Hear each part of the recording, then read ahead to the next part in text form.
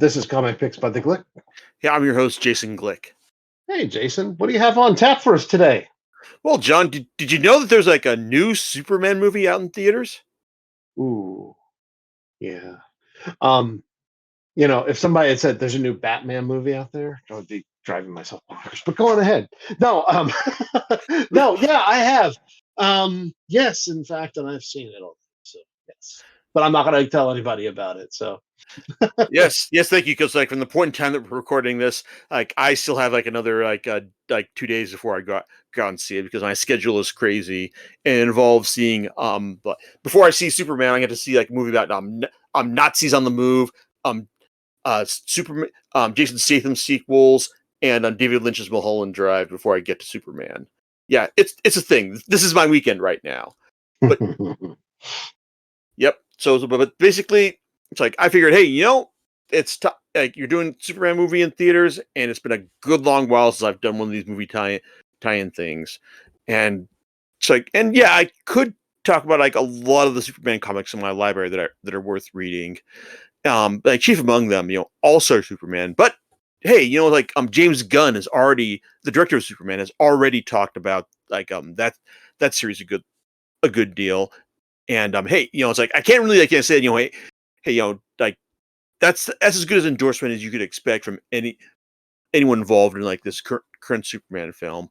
But it's like there are also like lots of other good ones that I spent rereading over over this past week. Stuff like the Jeff Loeb, Tim Sale, like Superman for All Seasons, which is basically like a Superman year one type story that just talks about like Superman's like like early days in Metropolis, moving on from Smallville, and while like Loeb's script is like pretty standard issue and safe. I mean, it does have like the great bit where like he saves a kid and tells him, and the kid says like, "Yeah, I love your outfit," and Superman says, "Hey, thanks, my mom made it for me." Because that's the kind of like corny traditionalist stuff that you kind of hope for Superman. Like that level of sincerity is what you want from the character. And Sale's like Norman Rockwell-esque art is just absolutely fantastic. And then you've also got like another like Superman origin, like Superman Birthright by Mark Waid and Leinil Francis Yu, that sought to update his like the character's origin for more modern day. To basically like giving Clark Kent a more like Daredevil-esque like reporter persona as we're introduced to him, like it's like reporting on like strife in African nations. It's like at the beginning of the story, and also establishing the fact that Clark Kent and Lex Luthor like knew each other, back in the day when they both lived in Smallville. It's like, and it also culminates in a big epic battle where like Luthor's Kryptonian full Kryptonian troops try to ruin Superman's name, but hey, like he's not having that. It's like it's good, it's solid, and it's also like one of three, I guess like early Superman origin stories that I've got in my library, because there's also like Superman's Secret Origin from Jeff Johns and Gary Frank, which also like talk like basically details like Superman's like Superman's early days, and I try to emphasize like the fact that hey, Superman's an alien, it's like and how can other people like trust him based on that, and also like he has like a fun take on Luthor as Metropolis is like evil like Willy Wonka type villain, so like who he's like out to give like like the gifts to make people special and nobody else. It's like it's fun, it's cute, but I also kind of liked their Superman and the Legion of Superheroes story better, because well, before continuity shenanigans took place, Superman's like history as Superboy was crucial to like the Legion of Superheroes, and when they took that away, well, it kind of ruined the Legion from what I hear. But this story actually is like it's really kind of fun in the sense, fun and relevant in the sense that like the like Superman is like brought forward to the Legion's time in the 30th century, only to find out that that people in this era have basically rewritten, have redone his origin, basically saying he was not like an alien. He was actually a human, someone who fought to protect Earth from those evil aliens. And if you're thinking like, hey, it's like this is kind of like a story about like anti-immigration. It's like, and just like who controls the narrative. Well, it's like, yeah, this definitely the story has only gotten like more relevant to our current time in the over 10 years since it was originally published. It's definitely a good story in that regard, and it also just introduces the Legion in a decent like continuity light kind of way. Basically, just saying, hey, they're a bunch of like mostly teen superheroes who are just like like inspired by Superman, who just want to make their world a better place. And well, even in the end though, it's like it's basically just like it's themes about about xenophobia. It's like and who controls the narrative are basically kind of boil down to like like the bad guy getting like punched in the face. Yeah, it's like it's still entertaining, and I enjoyed like I'm revisiting it for this. And and there's also like good modern stuff still being told today. It's like stuff like Tom King's like Up in the Sky series that was originally published as part of like the collections done for for Walmart when DC was trying to penetrate that market. But these are basically like 8 to 10 page stories that basically tell like a story like Superman doing something incredible like in each story, but also contributing to the overall narrative of a young girl being kidnapped by some unknown alien race, and then Superman just saying, "Hey, you know what? She's a girl. I got to go out and save her." And this leads to all sorts of stories about Superman like having his like a mental and physical fortitude tested beyond belief, like getting into a boxing match against like the universe's greatest boxer, like going into like a pocket dimension where he meets Sergeant Rock and engages in a honest to god World War II story, or just tries to make a call to Lois Lane while also imagining all the various ways that she could die while he wasn't there to protect her. But best of all, though, is the bit where Darkseid says, "Hey, I know where the girl is, but I'm only going to tell you if you kill this person." And I'll make it easier for you, Superman. This person wants to die. You just have to kill him. And the way Superman deals with that, um, fantastic. It's like beautiful. It's like and it's like I and it's like really enjoyed it. I mean, like King does kind of hedge his bets in the sense that when we find out the girl does have like a wider significance, not because of like that she's like the chosen one, but just because of like the fact that she was chosen at all. And if no one had come together, then well, it would have been like a bad time for everyone else. And also, it's illustrated by Andy Kubert, who does like great energetic superhero art, and he nails this stuff here. And then there's like one of the better modern Superman stories, or not modern, recent Superman stories.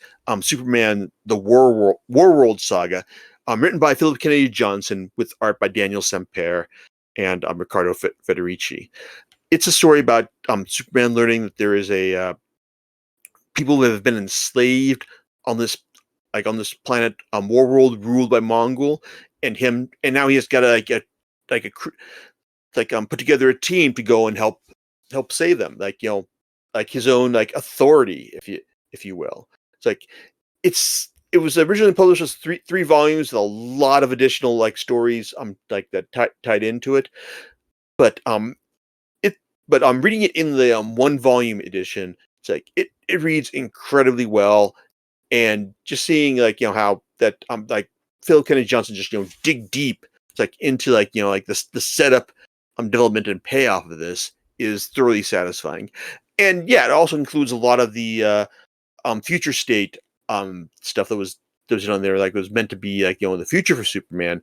But I really kind of appreciated like how he did this, how he set up like like a long future history for the House of L, that in the stories collected here, to the point where like, hey, we're getting like more payoff for that in a story in the miniseries coming later this year from DC. But these aren't the stories I want to get into. I want to talk about the story that probably no one else is going to talk about, in connection with Superman. Nope. I want to talk about Superman versus Meshi. That's right, Superman versus food. Originally published as a co-publication effort with manga publisher Kodansha. This is originally a manga. Let's see, written by Satoshi Miyagawa, illustrated by Kai Kitago. I don't know what else they've done beyond this, but basically, it's just showing you what does Superman do, like when he gets hungry. And it turns out he's developed a real hankering for Japanese cuisine, and it is fine, I guess. I mean, I originally just wanted to pick up these 3 volumes digitally, so that I wouldn't have to worry about just what do I do with these in my library physically after I was done with it. But apparently they're not. So now I own like all 3 volumes physically, and well, it's like this is like it's proof that Japanese can create manga out of anything. Can they create good manga out of anything? Well, that's what we're here to find out, aren't we? But the very first story in the very first volume, it's about Superman versus Torikazu's Yakitori, and yeah, so it's Superman just getting meat skewers like after after a particularly difficult encounter, and like at one point he thinks they're great. I mean, he loves doing hey, this is super delicious. Like get used to that because he loves saying stuff is super something after every encounter. And oh my god, it's he even it's so good. It's at one point he even his heat vision even goes off uncontrollably. Yeah. So yeah, it's you're and then you get the next story, which is Superman versus Yoshidaya's beef bowl. It's where he has trouble. It's ordering what is the beef think the bowl versus the pork bowl. It's it as turns out how, because he's got difficulty reading kanji because he's Superman and he's American after all. So if you're thinking oh, he's going to just go to this one place, eat something, freak out about how great it is, and then just there'll be some kind of fun misunderstanding about things, then yeah, that's basically exactly what's what the series this 3-volume series is. And if you're also just the kind who is just aggravated by branding stuff, then you're probably going to be annoyed by the fact that Superman isn't just getting just random stuff he's not just getting a regular beef bowl, he's getting Yoshidaya's beef bowl. Then you're probably going to be annoyed with that. Also, the mangaka does mix the creators do mix things up over the course of the series, because Superman is part of the Justice League, and the other characters other than the Justice League do show up here. That being said, this is a series where the other superhero characters here seem to be very influenced by any other DC character who shows up here seems to be very influenced by the cinematic universe take on these characters, or just the any kind of a movie version of this. I get the feeling that Miyagawa didn't actually read any comics while researching this. No, he just watched all the Superman movies, all of them, or at least the Snyderverse and the Richard Donner ones, because yeah, we got Darkseid, we got the Parademons, we got the mother boxes here, but we've also got Superman pushing the world back in time to try and make the noodles in his ramen be crispier at one point. Oh, and also super roofying Lois after he reveals his identity to her, and then just deciding, oh no, I don't want to do that. Oh, but then he also super roofies Batman into like so he can re-experience like this one other restaurant they went to like for the first time as well. It's very silly. It's very ridiculous. Oh, and then there's also the bits where like Aquaman, who he encounters Aquaman, like at a revolving sushi like restaurant, and Aquaman, he can like hear what the sushi is saying because he can talk to fish. Yeah, but dead fish. Yeah, apparently he can still do that. But the manga doesn't actually like make try to clarify whether or not he's actually just completely trolling Superman, like with this setup. It's like I will say that the bits where he's interacting with other characters are better just because it gives him something more to bounce off of as opposed to just Superman just being yay, this is so great. I mean, like, yeah, the Aquaman stuff was dumb, but still better than just Superman just like going to the revolving like sushi place by himself. And and then there's like like him encountering Flash as Flash is like doing his side job as a delivery man, and it's like and also just like mixing up with Lex Luthor, like them trying to like compete with who's got the best pixtagram set up. Oh, and also like Superman like going to like one of the stores next to Luthor's like place of business after confronting him one time, and then Luthor basically just saying like finding like why is Superman going here?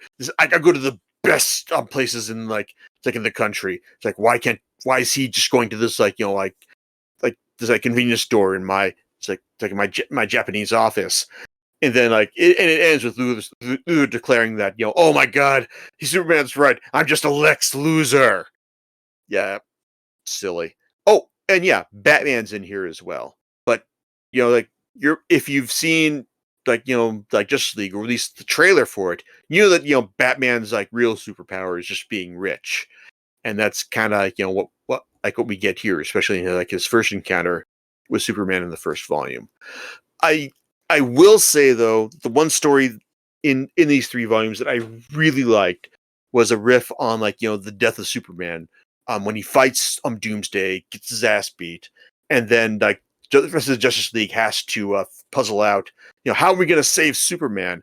And then Batman really got to use the Mother Box in order to do this, and then the Mother Box takes him to this like a Japanese supermarket, and then they get like this like frozen okonomiyaki and a margarita pizza that they use like to reheat in the Mother Box, and that eventually the smell was like is so good that it eventually brings Superman back to life. And yeah, I mean it's silly, but at the same time though it's actually like a proper plot in the sense that hey, it's like everyone, it's not just like Superman, people just reacting to like how good things is. They're actually like trying to do something with regards to like Japanese cuisine. And I like that. I kind of wish there were like more stories where everyone was just trying to do something there, like less like the bit with Wonder Woman, who like reveals herself to be like about justice and against old timey gangsters who like use terms of phrase like hey bimbo, yeah, stuff like that. I mean I will say that, there are going to be people who just like like are just like like thoroughly entertained by the idea that Superman is just like like just freaking out about like how good Japanese cuisine is. And I realize that maybe my complaints are just some old jaded comic book fan like who just like has issues with how Superman is portrayed and all the other superheroes here all.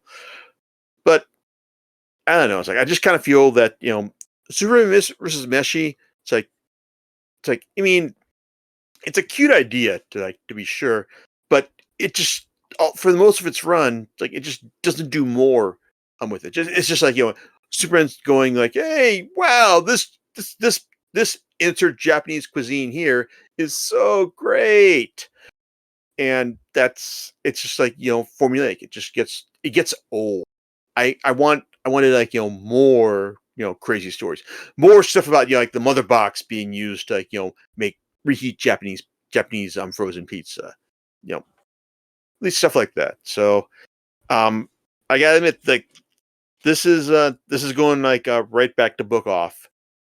Once I get a chance, mainly because, well, it's like space shelf space is still at a premium at my.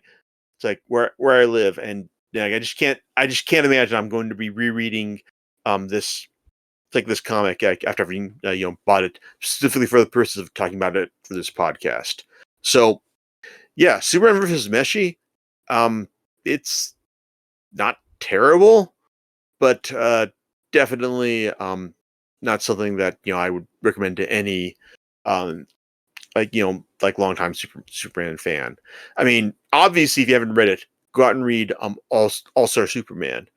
And if you've got the money, it's like, hey, it's like go out and read like Superman the War World Saga, because that's like a really good example of like a big, thick, epic Superman story that's like worth like it's like it's like it's huge cover price and huge length as well. And so yeah, I'll be seeing Superman like in a couple days, and hey, maybe we'll be talking about it sometime in some other like podcast format, like some other later date, right, John? So, oh yeah, absolutely. So just so I'm clear, maybe I missed this. This is a manga. It is, yeah. Like it's co-published by DC and Kodansha. Okay. Yeah. Well, I was, and then in my brain, I said, you know what would be really cool if it was something like Superman versus Menchi from Excel Saga. Yeah, it's like I think I agree with you, and I'm sure that one or two people who are as old as us also like I got that joke as well. But this is also one of like a few like manga co-publishing efforts that DC has undergone with Kodansha. The other ones being like Joker, One Operation Joker, where Batman falls into a vat of chemicals and emerges as a baby. Now the Joker's got to raise him as a proper parent would. And Batman Justice Buster, where apparently he creates a like supercomputer to help him like fight crime, and it goes like full Skynet, from what I would understand. But I don't know. It's like I think like DC would be better served just like saying, hey, you want to like make manga out of our superheroes, do whatever you want. I mean, Well, hey, Excel Saga might just be an undiscovered classic for modern audiences, but yeah, it's like it's like Superman versus Menchi. I would totally get that, and I totally talk about it here. do you know what you're going to be talking about next time? Well, in a crazy coincidence, in like 2 weeks' time, there's going to be another major superhero movie coming out, and that's the Fantastic Four First Steps from Marvel. And hey, it turns out I got like a Fantastic Four series that I have not talked about or reread in a very long time, which I'm looking forward to. That's Fantastic Four run by but hey, one of the Superman writers I talked about here, Mark Waid, and illustrated by Mike Wieringo, and it's like and others. So hey, be back in like 2 weeks to hear me talk about that. It's like, and maybe like some other Fantastic Four titles in my collection, maybe. All right. We'll catch you next time on Comic Picks by the Click. Right. Laters, everyone.